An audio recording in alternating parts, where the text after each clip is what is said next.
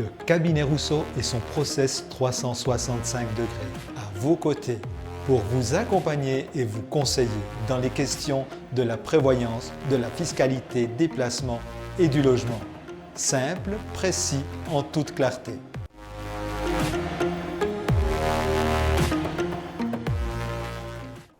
Comment préparer sa prévoyance pour la retraite? Se projeter dans cette aventure demande un plan bien établi et suivi en tout point.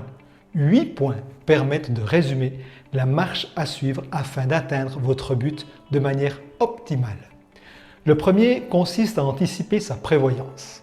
Anticiper, c'est le point de départ qui permet d'avoir un point de vue sur votre retraite durant votre vie active et cela vous permettra d'éviter de mauvaises surprises le moment venu. Quelques années avant votre retraite, en 10 et 15 ans, est le moment crucial pour vous demander à quel moment vous souhaiteriez arrêter de travailler.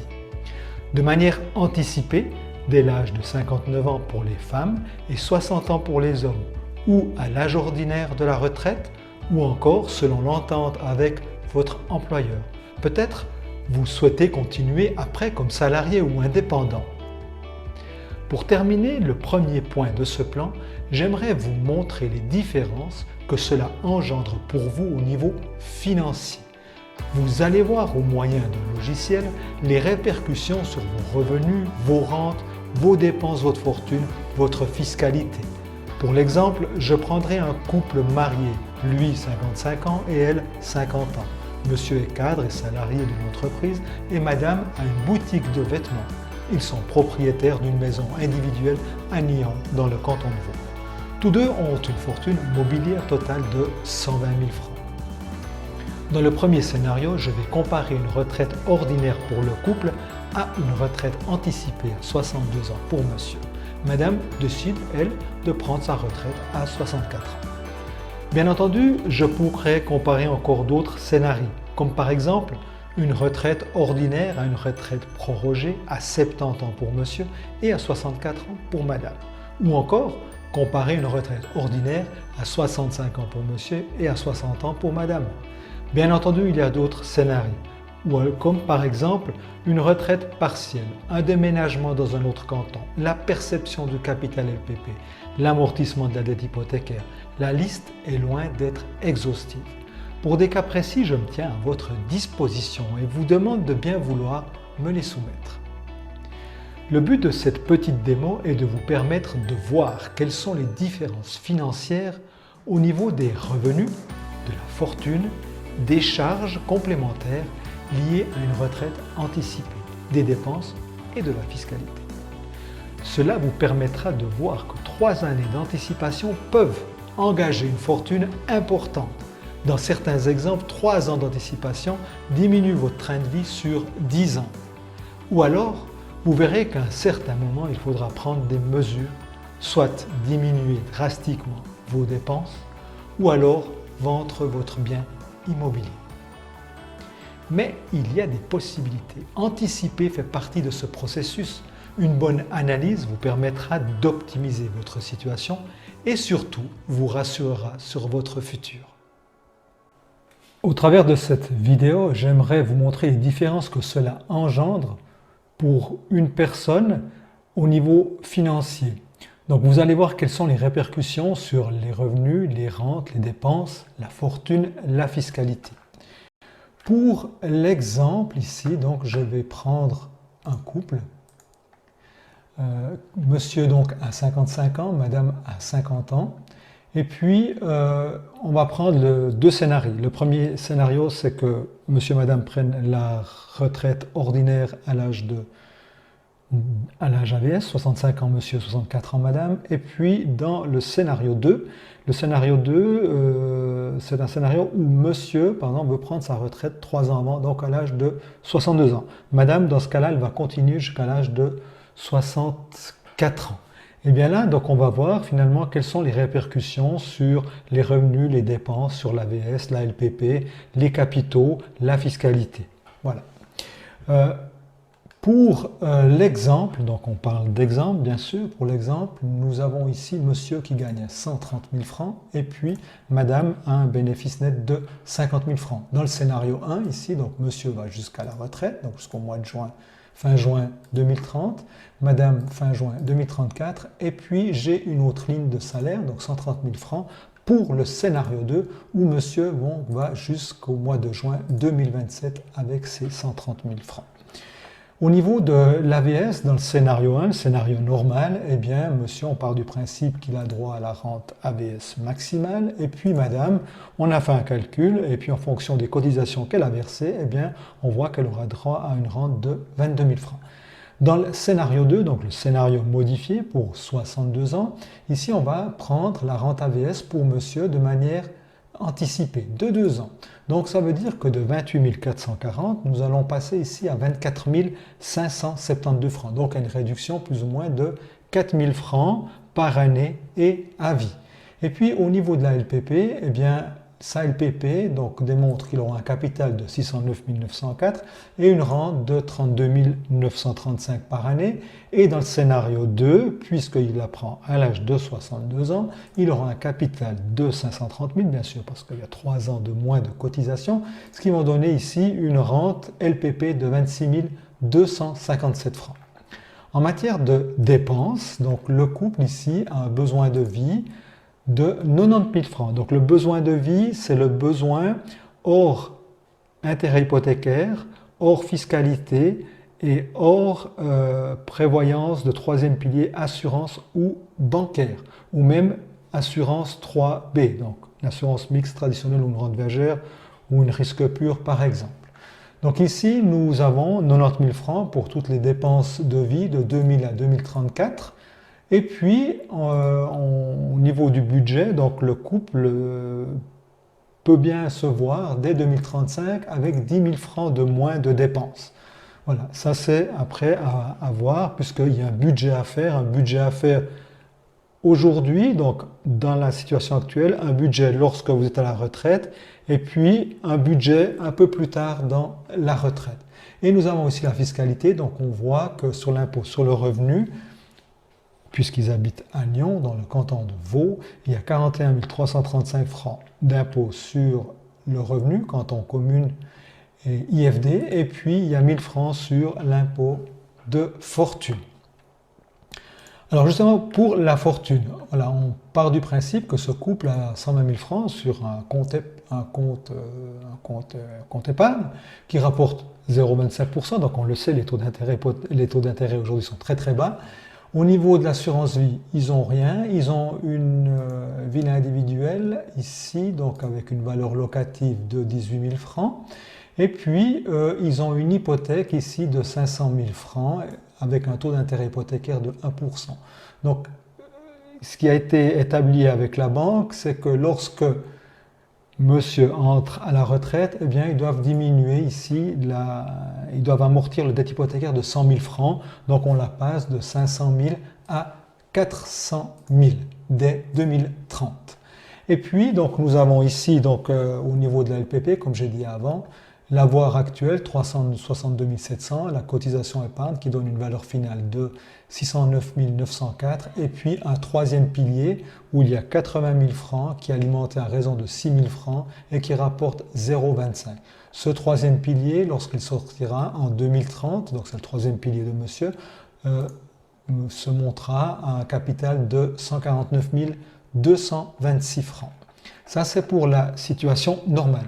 Maintenant, nous prenons la fortune 2, donc la situation modifiée. Là, bien sûr, il y aura des changements dans cette situation. Les changements sont les suivants. Donc, ils sont les suivants. Non, on va déjà passer par le compte de liquidité. Le compte de liquidité, lui, reste tel quel. L'assurance vie, il n'y en a pas. La maison, il n'y a aucun changement.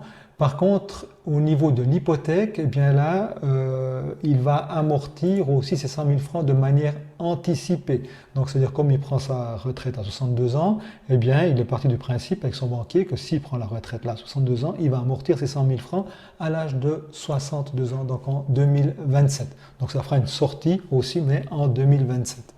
Et puis au niveau de la LPP, on a la même chose puisqu'on a 3 ans de cotisation en moins. Le capital sera de 530 000, donc il ne sera pas comme avant de 609 000, donc il sera de 530 000.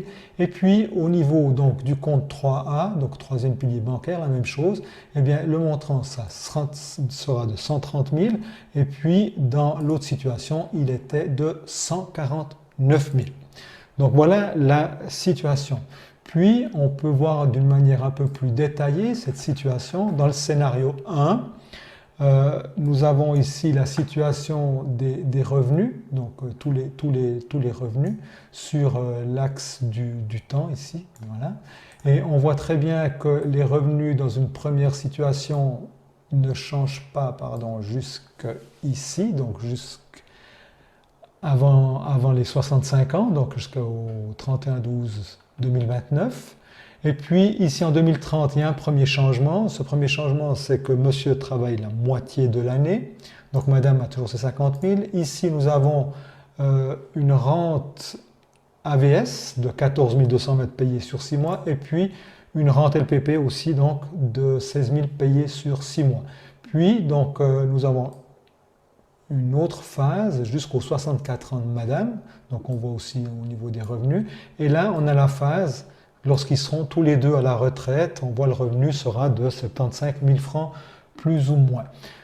Ici, on a la rente AVS maximale de 42 660, la rente de couple, et puis la rente LPP de monsieur. Et là, on arrive à voir finalement quels sont les revenus sur la durée. Puis, nous avons ici toutes les dépenses, comme on a dit avant. Donc, toutes les dépenses, elles tiennent compte ici donc des intérêts hypothécaires, de l'impôt sur le revenu, de l'impôt sur la fortune, des dépenses de vie et puis des cotisations au troisième pilier.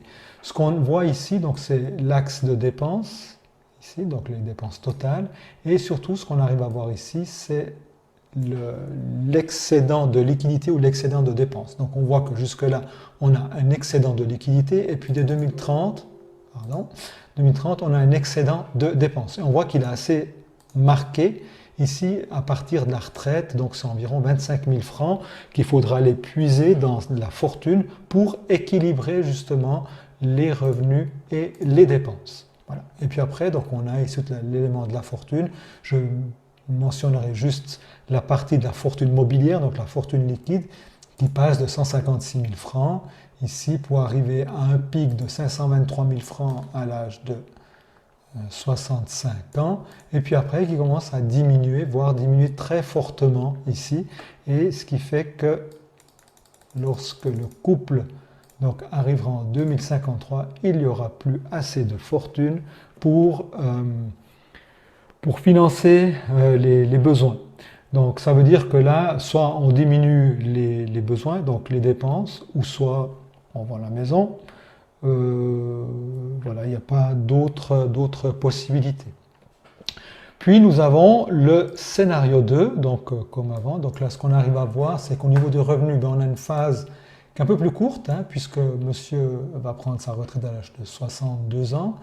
Là, on voit la situation. Là, il n'y a pas encore de rente AVS, puisque la rente AVS, il peut la prendre à l'âge de 63, mais il y aura la rente LPP. Et puis donc après, on a les revenus de madame, les rentes AVS, les rentes LPP, jusqu'à la rente de couple. Donc vous voyez que la rente de couple aussi, elle a diminué. Là, on était à 42 660. Et puis ici, donc on va passer à 39 759.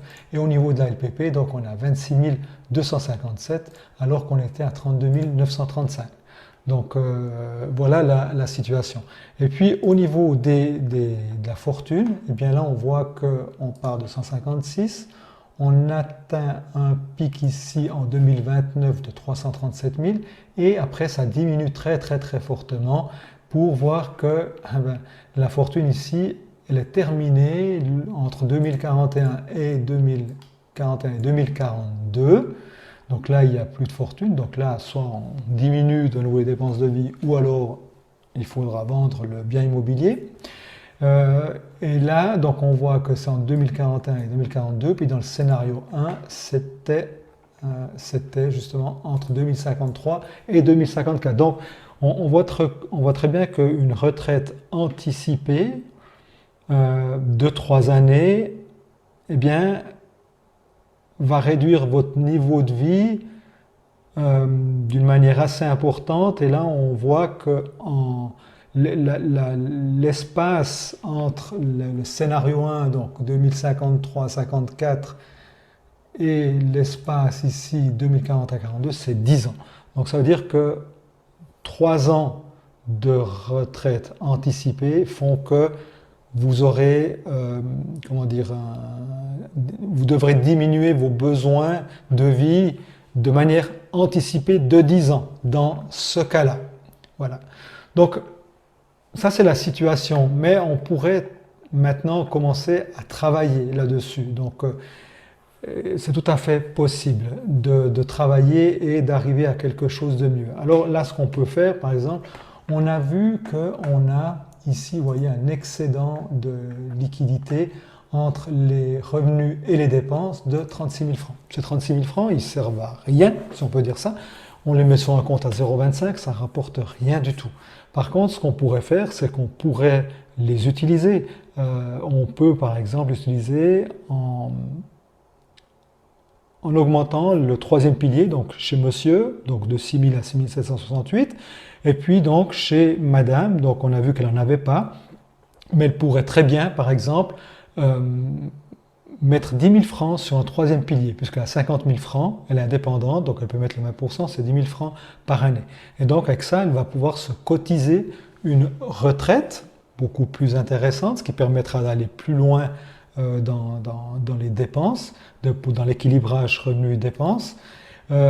Et aussi, donc, ça permettra d'alléger quand même le budget puisqu'on aura une réduction fiscale. Donc là, dans ce cas-là, on est, disons, dans un taux d'imposition marginal de combien? De 38.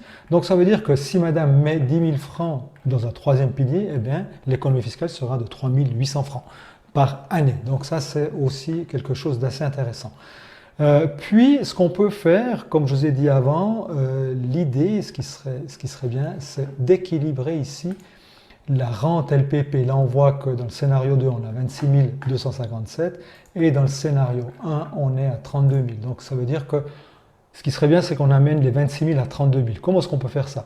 Donc, on peut le faire si, par exemple, monsieur a des lacunes de prévoyance. Admettons que monsieur puisse faire des rachats d'années. J'ai fait un petit calcul avant, juste avant de faire ce scénario ici, où monsieur, par exemple, pouvait se permettre de racheter pour 25 000 francs de cotisation LPP.